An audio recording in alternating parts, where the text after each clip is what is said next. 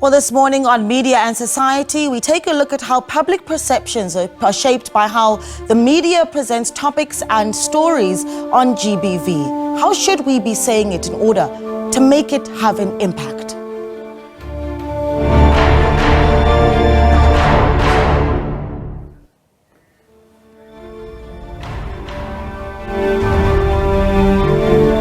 Well, hello and welcome to Media and Society. I am your host, Naledi Moleo. As usual, this is the show where we take a look at the intersection between media and society. As usual, this show really isn't complete without your input, so give us a call on 011-714-0661 or 0662. Well, let's get into our discussion for this morning. The 16 days of activism for no violence against women and children happens every year. And yearly we are confronted with very little change in statistics of violence and femicide, posing the question, of course, are we sending the right messages that will change mindsets? What are the fundamental issues causing all this violence? And as the media, what should we be saying? And how should we be saying it in order to make an impact? Joining us in this discussion is a very famous face, award-winning poet, author and producer, Uslebu Mashile. Thank you so much for joining us. Always a pleasure talking to you. Thank Always a pleasure having you. Sis Nonhlanhla Sikhosana, who is the Community Education Mobilization Manager at Sonke Gender Justice. Sis Nonhlanhla, welcome. Thank you very much, and thank you for having us. So good to have you with us. Dr. Maud Blose, from Senior Lecturer at the UJ Communication and Media Department. Thank you so much for joining us, Dr. Maud. Thank you for having me. And via Teams, we are joined also by Dr. Pedro Mzileni, who is a Sociology Lecturer at the University of Free State. Dr. Mzileni, thank you so much for joining us. Thank you so much. Good morning to you and also to your viewers. Let's get into our discussion. It's a difficult one to have, right? Because essentially when we start talking about 16 days of activism and the statistics not changing in this country, we are talking about something that we've done wrong in our communication. Can we start there, Sis Nonhlanhla? What have we done wrong? How are the statistics still not changing? I think what is important, I like the fact that we're saying it's violence against women and children, because we know that in South Africa, like the last crime stats tells us that 969 women experienced gender-based violence. And out of that 969, moreover, 15,000 of them were assaulted and women. So we need to be very specific when we talk about these issues. And also making sure that when we tell these stories, we'll tell them in such a way that we are not romanticizing them. However, we are saying these are the real people. These are women who are mothers, who are sisters, who are members of families, members of our society. Some of them are leaders in our communities, because sometimes you think gender-based violence or violence against women is happening in community members who doesn't bring any kind of impact in the communities. We're talking about women who are in leadership in their local spaces, women who are leaders at provincial level, at the national level, even within government, because we hear stories that women's voices are not heard in government spaces. They are given position, but their voices are not respected. So we need to be very specific. How do we communicate? And we need to know who are we communicating to, because sometimes, you know, we kind of like generalizing. Violence against women and children, it is mostly perpetrated by men. And we need to talk to men about it. And men need to be held accountable, you know, about these issues, and see men contributing towards the prevention and response of gender-based violence, and not making it just something, you know, that is in fashion, or something that is you know, you jump from HIV, you get to gender-based violence because there's money in between.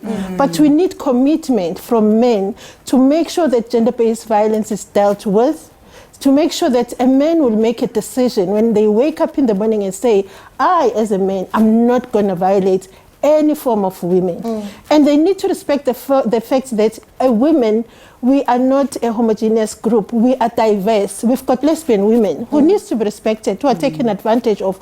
Lesbian women are killed on a day-to-day basis, but their stories are not told. We look at cis women most of the time in terms of the stories that the media tells. But if a woman is a lesbian woman, a transgendered woman, their stories are not told, because they will give a perception that says it is okay for them to be killed. It is okay for them to be raped and dumped in front of their mother's doors. You know, this brutal killing of lesbian women in South Africa. It's a huge challenge, and I believe media can play a major role to be able for lesbian women or any form of women to live freely in South Africa. Just in my closing in this part, migrant women. We get stories of South African men who target migrant women, more especially those who are not documented, because they know they're not going to report the case. They fear to go to the police station. Two, they move from one place to another, and their cases are very difficult to track.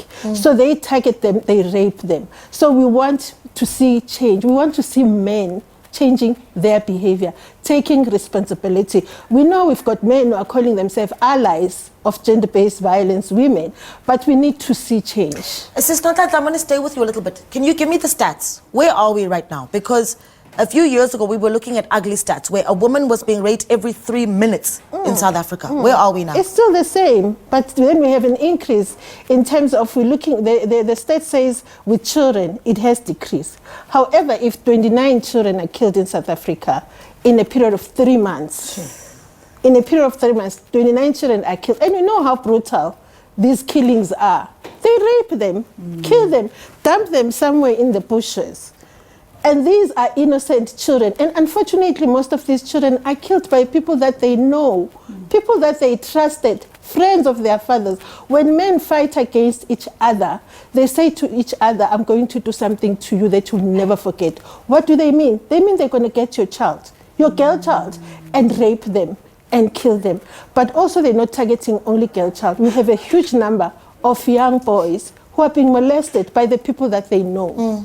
You know, you go to the Tutuzela care centers, which is the one-stop facility for survivors of sexual violence. You get stories of a young boy who has to use pads to prevent from messing themselves up. This child has to go to school. This child needs to play. How does this child play? And who molests this child?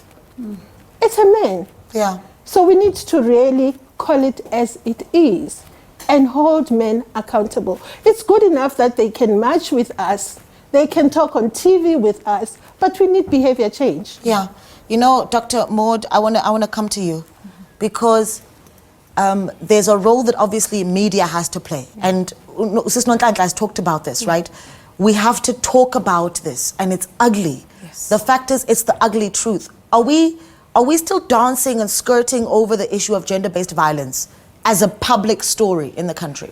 Sadly so, Naledi, we are. And in terms of the media, we're not doing enough. We're not really realizing that we have a responsibility to society. We're not just there to entertain, but we're also there to inform.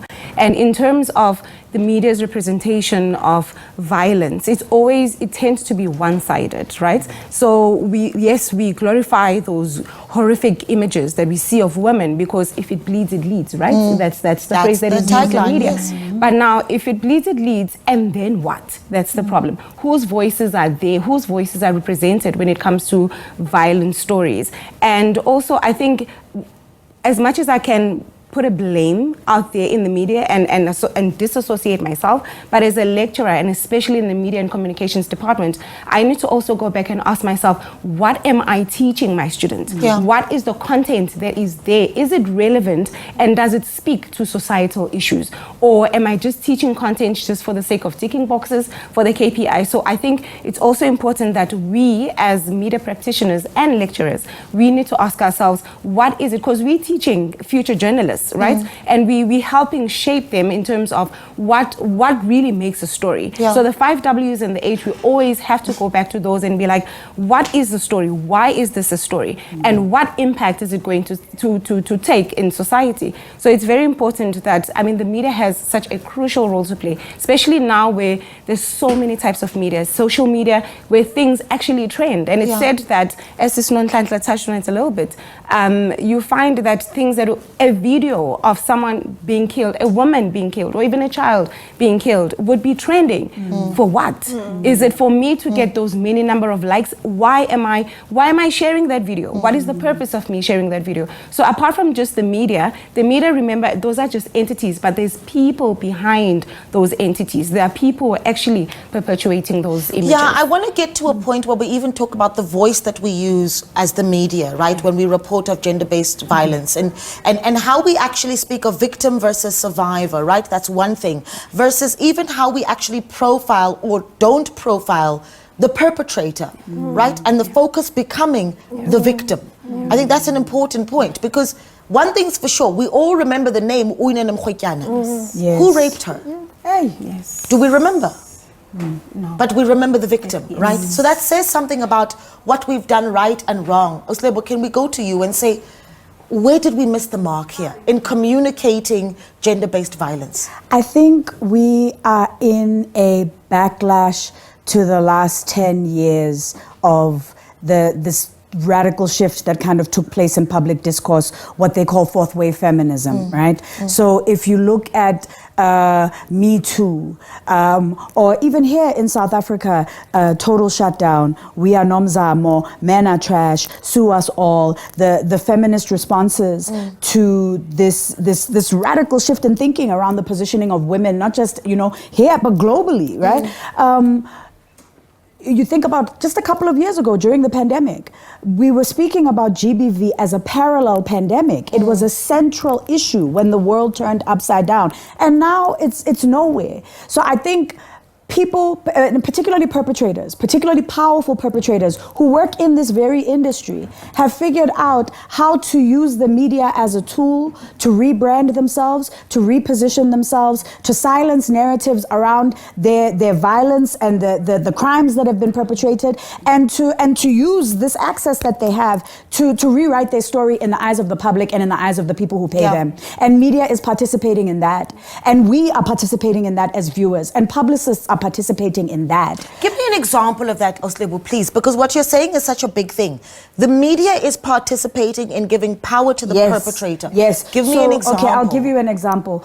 Famous, creative man has a career that spans decades in the media, right? He's a household name. He's a powerful human being. He's got endorsements. And this could be any one of many characters, right? This man rapes, this man beats, this man abuses. It comes out that this man rapes, beats, and abuses, right? This man then gets lawyers to create a defamation lawsuit against the women who have said this man rapes, beats, and abuses. These women are kept scrambling for maybe a year, 2 years, 3 years inside of the courts, the paperwork of the defamation lawsuit. These guys have money. A defamation lawsuit for the victim is basically a gag order.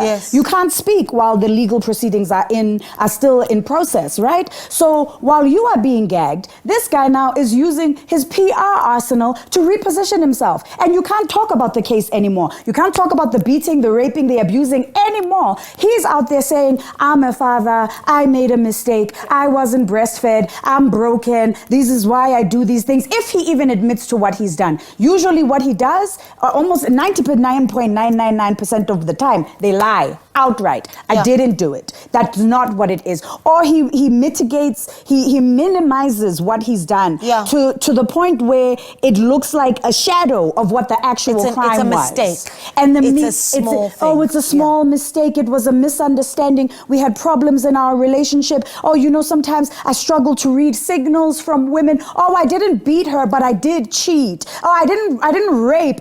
It was consensual. The lines were blurred, right? We're being sold these narratives. These men carry on getting their endorsements. They carry on getting jobs. They carry on being hired by the same production houses. So, we talk about cancel culture and how people are being harmed by it. In South Africa, I think it's a lie. Rapists reposition themselves. Beaters reposition themselves. And they use media to do it. So let's take a moment, right? We're going to take a short break. When we come back, I want to take calls on this number. Give us a call, 011-714-0661. Is there something that the media is doing wrong, where we're not getting to the core of what's happening? Why are our GBV rates not changing? What do we need to be saying? Give us a call, 011-714-0661.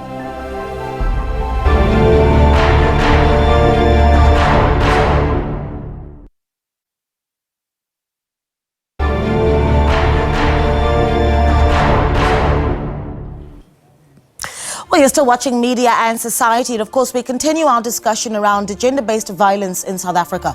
What is the media doing right and wrong to get the message across even when the statistics are not changing? We're going to get back to that discussion in a moment, but of course we continue to celebrate the Springbokke, who last week Saturday brought us back the Webb Ellis Cup. The word is brought it back home, and the celebrations continue. As you can see, they today embark on the final leg of their 4-day trophy tour. They are, of course, in East London this morning. Look at the crowds that have already gathered to celebrate a pivotal moment in South African history. We are the nation that has broken a record. We have held the Webb Ellis Cup 4 times, and for 4 days now. The very tired Springboks, as one can imagine, have traveled the country, continued to meet very excited South Africans that, a week on cannot get past this critical moment that has just reminded us of what it means to be South African, and hopefully will continue that feeling that we have as a country. But those are the numbers already, as you can see, in East London, having gathered there, waiting for the booker. Many of them, of course, as you know, will be holding various placards with their favorite players. Some might be the likes of Eben Elizabeth or Etzebeth, of course, or the likes of Siya Kolisi, who's a very popular name amongst some of the young fans, particularly in East London and in the Eastern Cape, where he originates. So we certainly will be seeing today, as the booker embark on this trip through East London, some of his own community members really wanting to speak about what this moment means to them, what it means to see a young Siya Kolisi who comes from the dusty streets of the Eastern Cape, representing them on the global stage, not once, but twice, and bringing back the Webb Ellis Cup. So we will keep you updated on those visuals. Of course, we've got Griselda Lewis, our reporter, as well on that story. So do stay with us as the Gies in South Africa continues. All right, let's continue with our discussion here on Media and Society. We're talking about very soon, we're getting into 16 days of activism against violence against women and children. And we're still in conversation with Oslebu Mashile. Of course, we are also with Dr. Maud Blossa, who is Senior Lecturer at the UJ Communication and Media Department. We're also with Dr. Pedro Mzileni, who is a Sociology Lecturer at the University of the Free State. And we are also with Usisno Ntantlas Khosana, who is a Community Education Mobilization Manager at Sonke Gender Justice. We haven't heard from Dr. Mzileni, and we run the risk of then making it a conversation amongst women on their own. Dr. Mzileni, in your view, right, let me bring you in. What have we done wrong in how we communicate gender-based violence as South Africans? Thank you so much, and good morning to you, and also to your viewers. I must say upfront first, it's an honor for me to be on your show this morning, and it's also a privilege to share the panel with those 3 amazing internationally renowned scholars and practitioners of struggles for humanity that you have in the studio. On my side, there are 2 points I want to make. Firstly, we need to realize that South Africa is a violent society in its design, that has categorized human beings, racialized them, but also placed them into gender categories, whereby to be a man is to be a human, is to be a human, and to be a woman or a child or a gender non-conforming person or a child is to be subhuman, And with a society structured like that through violence, it then enables this violent structure called patriarchy to thrive, where men feel entitled to violating women and children as a vulnerable group. I mean, South Africa, if you check the latest Global Peace Index of 2021, it shows that South Africa is in the top 50 of the most violent societies in the world. We are even rated above countries like the United States and Mozambique that are currently undergoing major conflicts, And also, the latest crime statistics also show that this year alone, between January and March, over 10,000 cases of rape and sexual assault crimes have been committed on women and children. So it shows that we are living in a violent society that is in a deep crisis targeted at women and children in particular. Now, the problem with the media is that this type of a problem is presented as a crisis that only has victims. The names of the perpetrators are silent in the media discourse. And we've got to shift that conversation. We've got to shift that pattern of presenting these crimes. Gender-based violence has perpetrators, and we need to shame and expose them. We need to humiliate them. We need to sabotage them so that they get to grow a consciousness of stopping and hesitating before committing these crimes. Yeah. Of course, we do have a legal system in place, but we know that the legal system is very demoralizing. It takes too long to bring perpetrators to book, and it requires evidence and long legal processes of being cross-examined as a victim. Yeah. In other words, you get to relive your experience of being victimized in court in order to finally have the perpetrator prosecuted. So we've got to rise up beyond even the legal process and take responsibility as a society, because these perpetrators live within us, and we've got to do more work in exposing them and shaming them, because we cannot no longer keep quiet and be silent. We often ask victims and women to stop being silent, yet women are not silent. They are talking, but society is just refusing to listen. So the framework and the frame of presenting by the media needs to change in that regard and expose the perpetrators. I wonder, Dr. Mzileni, if the issue is that the discussions we're having as a country, particularly on media platforms, is so much around, feminism. Is feminism the issue? Are women too strong? Have we prepared men for these strong women? All of those sort of discussions. I wonder if perhaps that can get to the heart of it, right? And to bring that side of the conversation, we're joined by Dr. Simphiwe Renz, who is a media studies lecturer at the Department of Communication at the University of South Africa. Dr. Renz, a good morning to you. I mean, where does feminism, femininity, understanding the strength of women come into the public conversation? Good morning, Naledi, and good morning to your viewers. First of all, it's a very complicated discussion, and I'm sure many of us are aware of it. But as you said, many times when we do speak about gender-based violence, what we find right now, especially on the media and digital media like social media, right, we do find the interesting creeping in of discourses such as the problem is feminism. It's these feminists so basically what then the subject matter underlying all of those types of discussion is that it's actually this new age of women that are too strong to sort of take up their place of subservience, if I may. And what then that does is it sort of sparks conversations as to how do we expect gender-based violence to go down when women are act so strong is not the word, but when women do not listen, if I may put it that way, to men. So that's when a heteropatriarchal sensibility creeps in to say that culturally, especially us as Africans, culturally, women have been known to take up a subservient role, and that's how marriages would thrive, right? When women knew their place.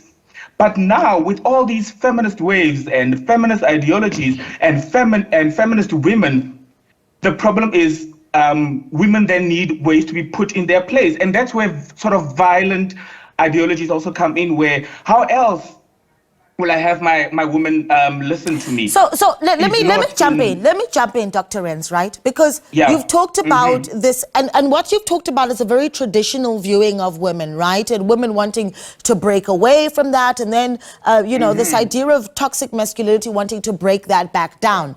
What do you say then about this new wave of women in 2022, 2023 who are saying, no, we're going to re-feminize ourselves. We're going to move back into that part of ourselves that is the subservient woman on purpose. What is that? That, Naledi, I think it's a very interesting, and I'm struggling to even label it, but it's a very interesting sensibility that is arising. I don't know if we can call it post-feminism, because in many ways it may be, in many ways it may not be. So it may be some sort of a post-feminist wave of women that say there's actually power in re-feminizing ourselves, in reclaiming that sense of subservience for reasons that we find empowering.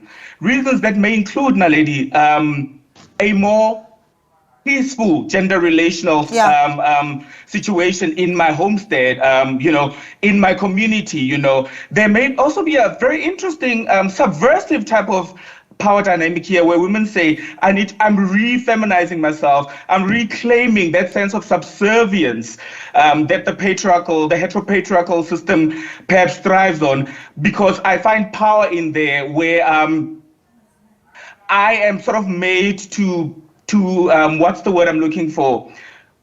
To take care of the domestic part, of the gender relations, where I feel empowered when I am in charge, so to say, of the domestic side of life. And I do not feel oppressed when I have power in that way, where I make decisions on the domestic front. And for many women, in many ways, they feel that is perhaps empowering. It's an interesting point that you're raising, because essentially what you've said to us is that the power of women's choice needs to be recognized, right? And that's what perhaps we need to be talking more and more about. And that's what we're going to get into, right? When we come back, agency of women. When we come back from the break, we're going to talk a little bit about how we start to allow the media to then say, let women say what they want to say. Let them have their own agency without it being about, whether or not they're too strong or too weak, and should they be beaten? Should they be, respected, and vice versa? We're going to take a short break. We're back in a moment.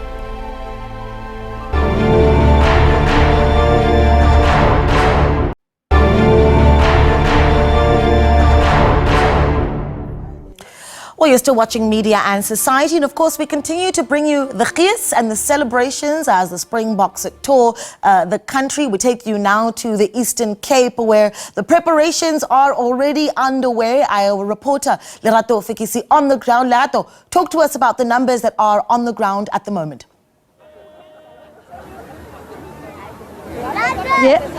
Well, a very good morning. What I can tell you is that East London is making sure that they close the Springbok Tono Big Bang. We are now on Pier Street, where the bus expected to come up a few minutes ago. And I can tell you now, lady, we are going to make sure as East London, the Eastern Cape, that we close this tour with a huge bang. Now, I've walked around and found out interesting people and someone who's wearing this cap. Now, I don't just buy this cap, now, lady. This is proof that this lady went all the way to Paris to support the Boks. So while some of us are watching on the screens in our home, this lady here went all the way to France to support the Springboks. Tell me firstly, how's the entire experience of you going to France and supporting the Springboks? Gosh, it was amazing. It's an overwhelming experience. I've always loved rugby because my boys, Gwiba and Ngaba, they played rugby here at Selborne College. But going to France was another thing. It was just amazing to be in Paris with the boys, to meet with them there, and to be so close to them, And you can even hear my voice is still hoarse because we were shouting and in the rain, we were there in the rain, and I was so fortunate. I'm so humbled, man, to be there with that trip with my husband. It's something that I cannot believe, because in as much as I have always loved rugby and supported the Springboks, but this time around to be looking at them at close range and having this flag, it's something that is over the moon. Awesome, Nala. I want to show you guys this guy, ne? Look at that. So this guy is on, look at that. Okay, let's first just take a look at your outfit. Turn around. Look at that. Okay, we first need to talk about your outfit. Let's just talk a bit about your outfit. What is going on here? I thought I need to do something that's going to make wow, because this was my outfit for France. So you went all the way to France? My wife went to France, yes. We were there for 2 weeks.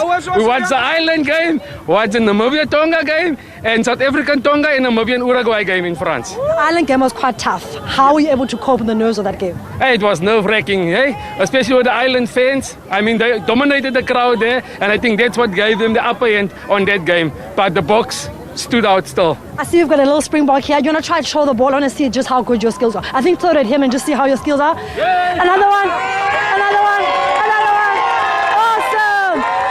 Tell me, and who are you here to see? Who are you here to see? Who are you supporting? The Springboks. And who's your favorite player? Malcolm Marks. And do you play rugby? Yes. What position? I don't play yet, but I don't know my position. I'm only playing next year. Play next year. Awesome. And you, who are you here to see? I'm here to see Mbongalambi.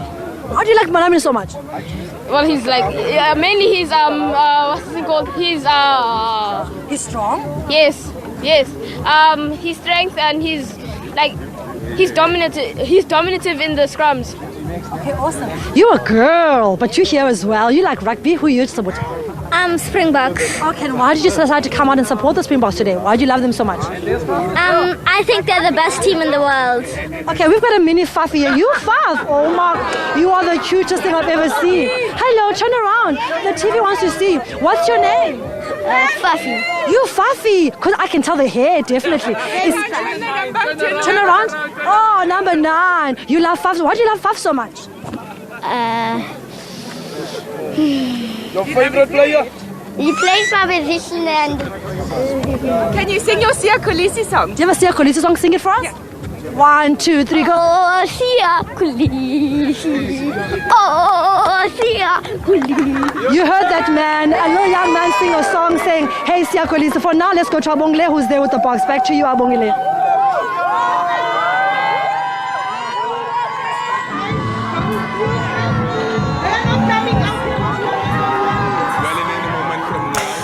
All right, those celebrations continuing across the Eastern Cape. Of course, our other reporter, Abongile Yankees, are also in the Eastern Cape, keeping a close eye on the arrivals of that bus of the books as they, of course, share off that Webb Ellis Cup that they've brought back home on the 4th day of that trophy tour. Abongile, where are you and what are you seeing where you are?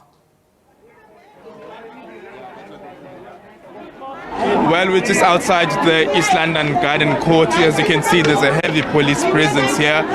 The box will make their way out in any moment from now. We just saw the likes of Lucanio making their way out and making their way back in again. Earlier on, we spoke to the family of including his mom and sister. Well, as you can see, it's quite a scuffle here. As you can see, there's Lucanio speaking on the phone. Well, any moment from now, they will be out. They will be out. The Springboks will be out. Sia Kolisi also made his way. He came in this morning. Yesterday, he wasn't with the box when they arrived at the King Paulo Airport, but he did make his way here. So it's quite exciting for the people of East London, the likes of Duncan Village, the likes of Mdantsane, one of the biggest townships here in the country. So we await the Springboks to make their way out. I can even tell you that even Minister of Sports Zizi Kodwa is inside there with the box. They just held a media briefing and now they are making their way out to say some of the technical team members, part of the box squad who are helping them, and they'll hop into the bus and then make their way to Pier Street here in East London, then make their way to Devereux Road, which is in Vincent, one of the suburban areas of East London, before going to the likes of Mdantsane. So it's quite a long day for the box here. For the box, as you can see, there's a huge police contingency, and we've been watched for even making interviews with the Springboks. As you can see, she's laughing there. But yeah, that's how it is. We'll see whether we'll be able to grab one of them. highly doubt so, but really, I don't know what's the held up at this stage, but they will make their way out. As we can see, some of the people they've been traveling with making their way out. Inside there, they include politicians, your MEC for sports here in the Eastern Cape, acting MEC Zonile Williams, and members and councillors from the Buffalo City Metro. So we really await what we don't know what the held up is at the stage, but really they will make their way out. And at around 4, all this should be done. The last stop is at the East London City Hall, where there'll be another parade there outside the East London City Hall. I can tell you that a stage has been set there, so some of the people won't be traveling. They can go and wait for the Springboks Day. And the last stage, and it's close to the airport, which gives an indication that they won't be spending the night here in East London. They will head back to where they are supposed to be and even spend time with their families before returning to their clubs. They don't have much time. Some of them are playing abroad and their teams need them to kick off the rugby season, to resume the rugby season again. So we are waiting here. We don't know what the held up is, but here is the Arm family making their way back. But we are barred from getting inside us as the media. But I know that my colleague Lerato Fekisi, alongside video journalist SABC Slingile, will tell us whatever is happening there. So we are covered from that leg as well. But I really don't know what the held up is, but we shall know now. Even the bus is getting started now, so it's all systems go. It's all systems go. We have just a few minutes and we'll see the crowd. I can tell you that the crowd is packed now. The garden court is packed.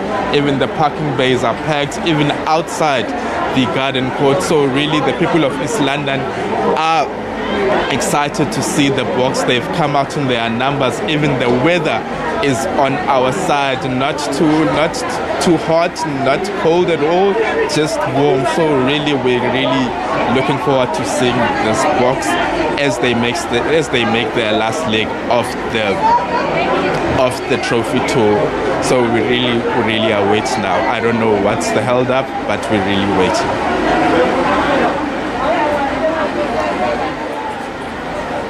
All right, we check in once again with Lerato Fekisi, who's also keeping a close eye on the arrival of the Boks. Young people, of course, waiting to see their heroes arrive with their Webb Ellis Cup. Lerato, what are you seeing where you are?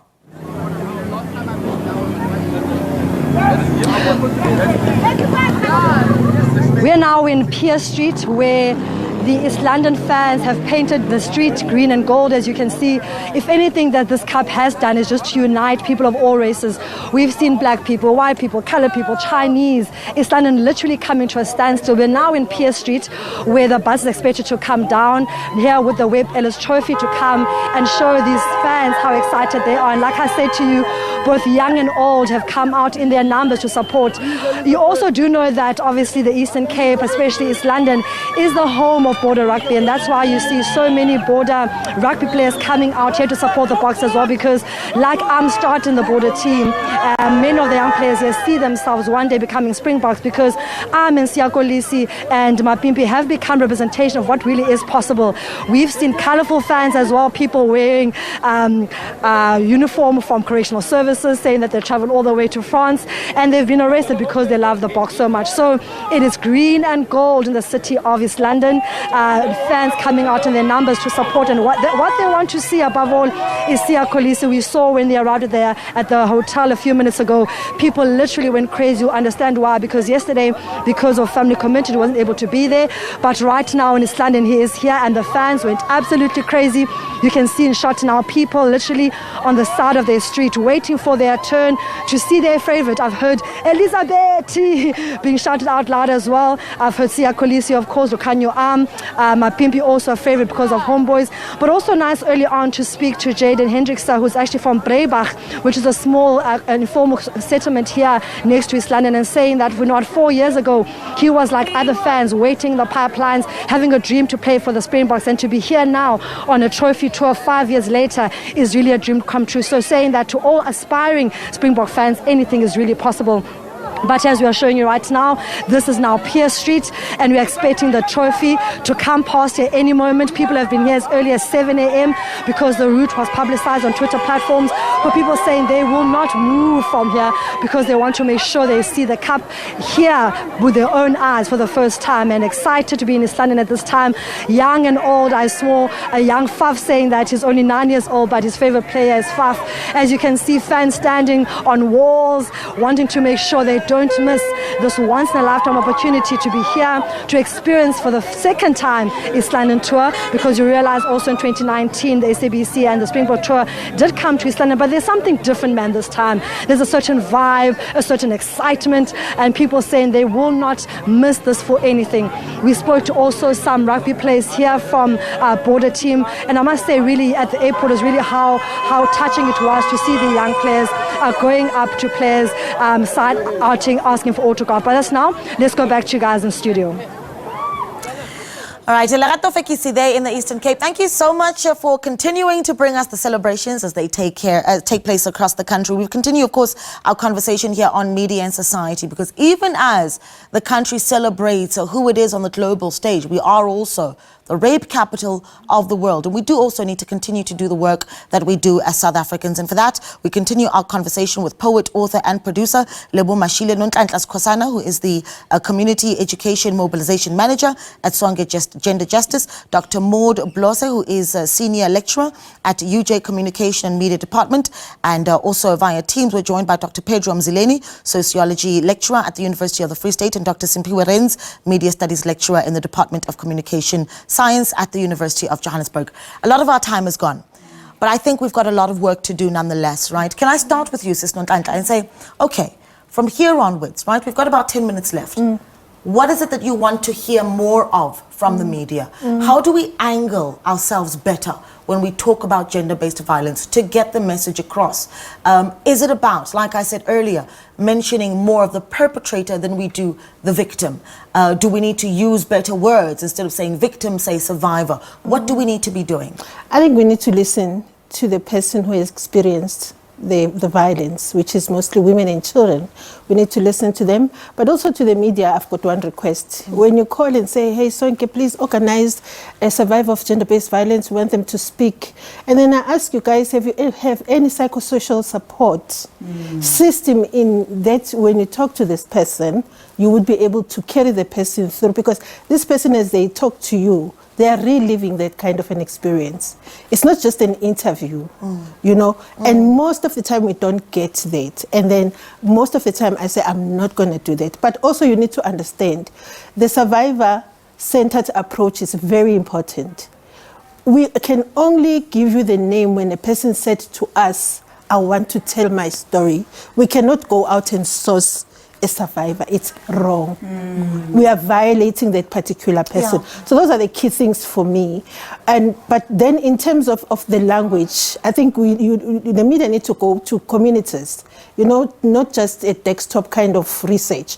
Go to communities, speak to survivors. What is it that you want us to say? How are we going to frame our language? There is this thing that we call co-creation.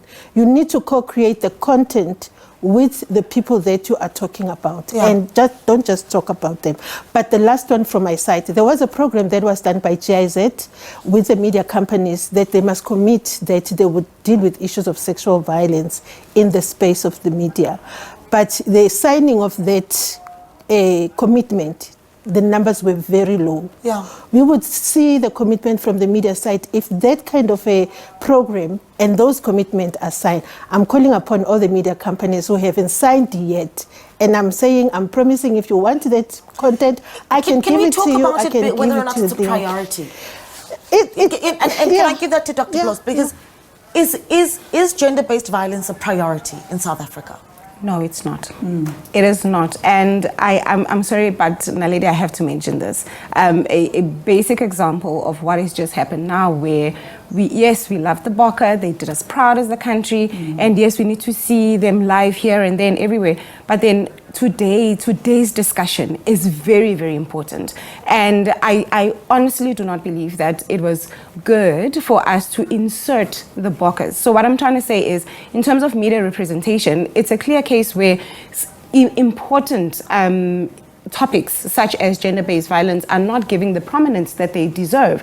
But then you have other entertainment actually takes precedence, right? And it also boils down to who owns the media. What is the agenda that is being pushed? So we're not doing enough as a society. We're not getting enough coverage as a society, and the media is not informing the society, and the media has such a strong strong responsibility towards society. And now when we speak about images are very important, and as Usis Nonhlanhla was saying, that even in terms of the languages that is used, that is also very important. So we need to go back to the basics, guys, and we need to call a spade, and we're not doing that as a country. And year in, year out, we'll keep having these conversations, but there is no difference that is being done. Oslebu, your final thoughts. I wish that the viewers at home could have been watching what was happening while you were juggling 3 different functions at the same time in studio. We saw it happen. And I mean, I think this is an issue that comes, that it goes to programming, right? It's beyond you and the team here in studio. It goes to programming. Whoever programmed this topic to happen at the same time as the arrival of Siya Kolisi and the Boka in his hometown on this tour, that there was a deliberate agenda to say, we're minimizing this conversation, GBV, we're box ticking. And I think this is what the media has to stop doing. We also have to stop giving perpetrators a platform on media to position themselves as victims. We have to stop consuming perpetrators' narratives of victimhood as entertainment, as content, as a subject for debate. Our criminal justice system does not work in this country. Only an infinitesimally small percentage of perpetrators are incarcerated. As far as I'm concerned now, after having been played by men, by media so many times, believing false narratives, I have no benefit of the doubt anymore in me.